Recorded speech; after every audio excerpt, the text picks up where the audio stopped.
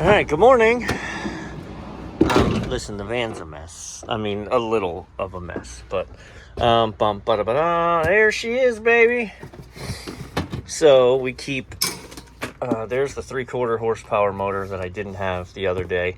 I knew I had a 3/4 because I just inventoried, but this is a 3/4 rigid base, or a resilient base. And moreover, it's 1725. This is a supply fan emergency motor. So, all right. Also, I know I have, stand by, I just saw it. I actually forgot I had it. Yeah. A new 1/2-inch hub. So I won't have to deal with pulling that old one off and fighting with it. We can just let it marinate and use this hub. All right, this will be pretty easy peasy because this isn't like a universal motor. It's 208 volts. So it's got 2 legs of power coming in. And then we're gonna use it as a 4-wire, which I was talking about in a previous video.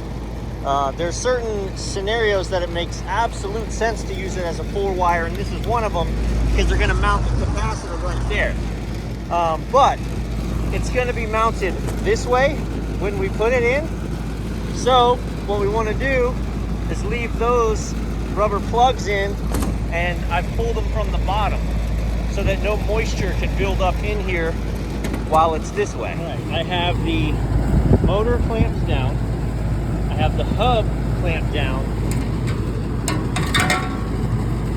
And I have it clamped down at the same height as far as how much fan overlay there is on that. All right, so I have the same amount, about 1 inch of fan blade over the top. So that'll screw down there. I think I have this spinning the correct way clockwise. I'm going to zip tie all this wires. I've run my new black and white wire into the box, all right? Wire nuts and electrical tape, not Wagos in this use case. And then what's going to happen is this is going to connect to there. Remember, this is all live right now. So that's going to connect to there. And then that is going to connect to there by means of power it down, slide that on, power it up, and then that fan should kick on and off, pardon me, with the, all right. And what we meant about the capacitor is, you know, on my package units, your capacitor is in the electrical section and you have power running to it and then it runs out to the fan. In this case, it uses the power running to the fan, sends it out to the capacitor, and then just pulls it back once it's capacitorized, aka ramped up. All right, so I think we're ready. Again, yeah, let's go all in, man. Let's put the cover on. Okay, that's that. Also, we never discussed the fact that they pulled the fuses out, which I've done. I have one other location where they didn't want them, so we pulled the fuses out. All right, well, guess what? Should be all wired up. So when we adjust this temperature, hey, look at there. Whoosh.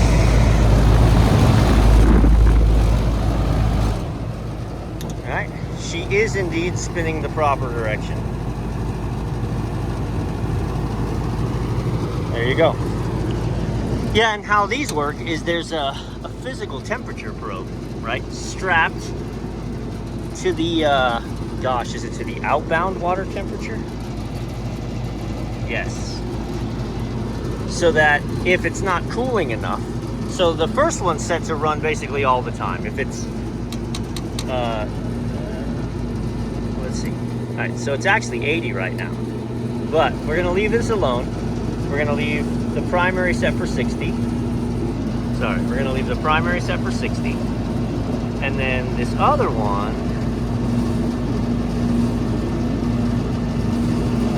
I'm trying to look at where, so it's hung at the bottom. So I set it for 80. Yep. So 85.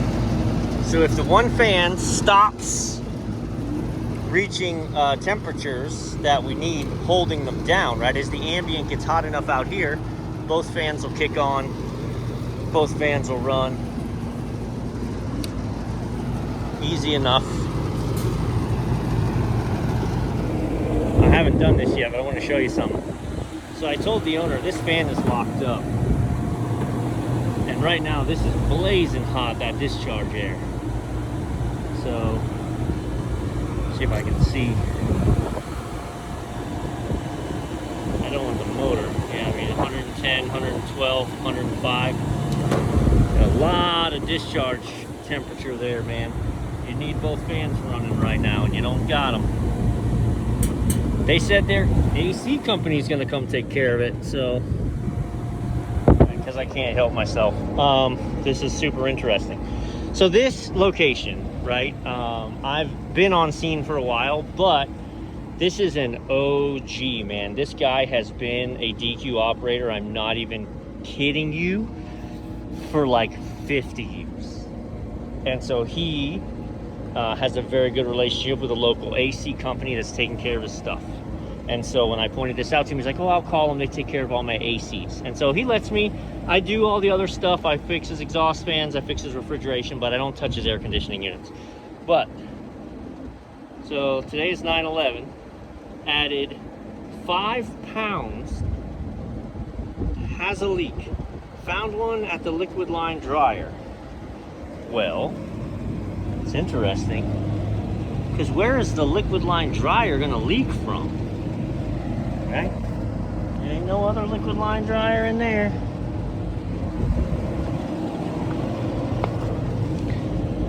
You think there's a leak at this dryer? There's no oil on anything. I don't think so. And if you found a leak on the dryer, freaking replace the dryer.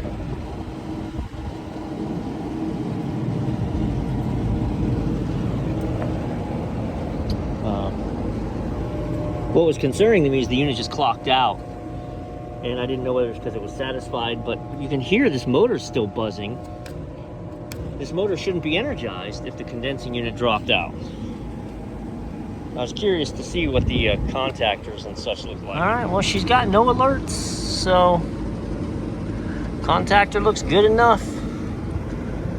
And leave this to the professionals. Oh.